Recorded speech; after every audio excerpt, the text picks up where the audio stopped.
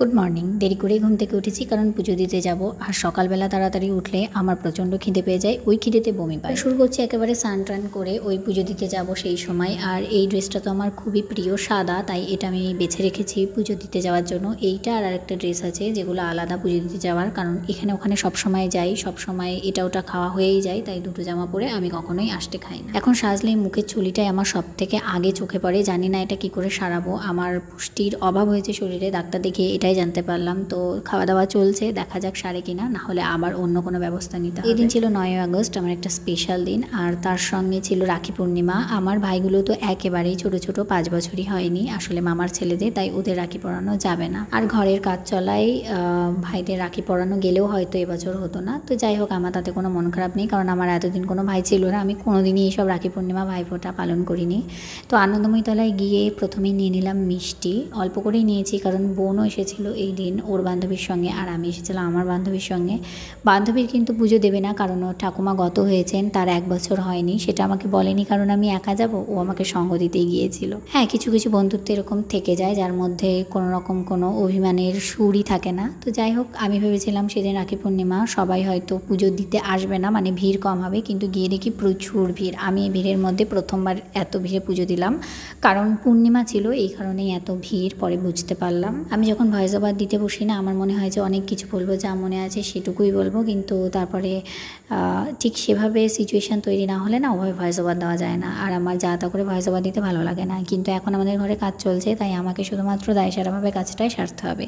এই দিনকে এই আনন্দময়ী তলায় কিছু লোকজন কিছু খাবার দান করছিলেন অসহায়দের, তো সেটা দেখে মনে হচ্ছিল যে আমি যদি নিজে পায়ে দাঁড়াতাম তাহলে আমি এরকম কিছু করতে পারতাম। আমি কিন্তু রিমাকে ফোনের পাসওয়ার্ডটা খালি দেখিয়ে দিয়েছিলাম, আর রিমা এত সুন্দর করে প্রত্যেকটা ভিডিও করেছে, তাই জন্য আমি ভাবলাম একটা বড় ভিডিও দিয়ে দিই, কেউ দেখবে না দেখবে, একটা স্মৃতি তো হয়ে থাকবে। আর আমি কোনো ভিডিওই কাটিনি।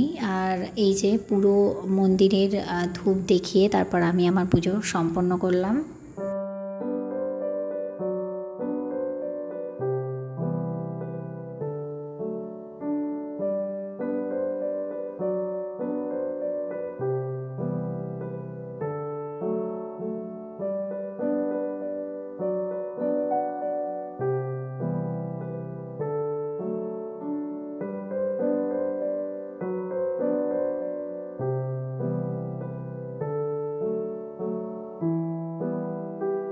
তো অনেক ভিডিওতেই শেয়ার করেছি যে মাঝে মাঝে সন্ধ্যাবেলা এখানে এসে আমি বসেওছি একা একা, তাই এই জায়গাটাতে বসে থাকতে আমার ভীষণ ভালো লাগে। তাই আর আমি পুজো শেষেও কিছুক্ষণ বসেছিলাম, আর তারপরে টোটো ধরে বাড়ি এসেছি। আসলে এতটাই রোদ ছিল যে টোটো ছাড়া হেঁটে আসা অসম্ভব হয়ে পড়ছিল, ঠিক সেই কারণেই। আর তারপর ওর রাস্তায় আর আমি আমার রাস্তায়। দেখো, যাওয়ার সময় অবস্থা কেমন ছিল, আসার সময় অবস্থা কেমন, ঘেমে কাহিল হয়ে গিয়েছি। ওই 11:30 বেজেছিল। চলো এখন আমি আগে চেঞ্জ করে নিই, আর তারপর ভীষণ খিদে পেয়েছে, খেয়ে নিই। সেদিন আমি নিরামিষ খাবারই খেয়েছিলাম, আর তারপর বসেছিলাম এই রাখিগুলো কমপ্লিট করতে। এগুলোর কিন্তু শর্ট ভিডিও আমি দিয়ে দিয়েছি, তো দেখে নিও তোমরা। আমি জানি না বড় ভিডিওটা আগে দেবো না শর্ট ভিডিও, তো যেটাই দিই না কেন লিঙ্ক আমি নিচে দিয়েই দেবো। বিশ্বাস করো, সমস্ত স্পেশাল দিন আমি চাই না কোনোভাবেই নষ্ট করতে, কিন্তু হয় না, কোনো দিন যেন ভগবানও সাথ দেয় না, যতই চাই যেন ভালো কাটাতে, কিছুতেই ভালো কাটে না। আমি এই দিনকে সাধ্যমতো চেষ্টা করেছিলাম নিজের মতো করে কাটাতে। সকালবেলা পুজো দিয়ে শুরু করে ভেবেছিলাম হ্যাঁ ভালোই যাবে, কিন্তু না, ভগবানও যখন চায় না তখন কিছুই করার থাকে না।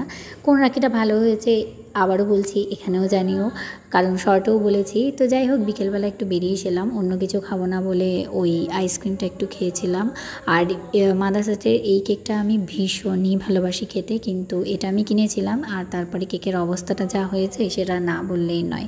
ওই যে ইচ্ছে করে মন খারাপ করতে কি কেউ চায়, তাই এত কথা আর বললাম না। যেভাবে সেজেগুজে বেরিয়েছিলাম, অত সাজেরও প্রয়োজন ছিল না, সেটা আমি পরে বুঝতে পারলাম। তো চলো ওইগুলোকে নিজের জায়গা মতো রেখে দিই, আর আমার বাড়ির সাজটা কমপ্লিট করে নিই। তাহলে আজ এই পর্যন্তই থাক, দেখা হবে অন্য কোনো ভিডিওতে।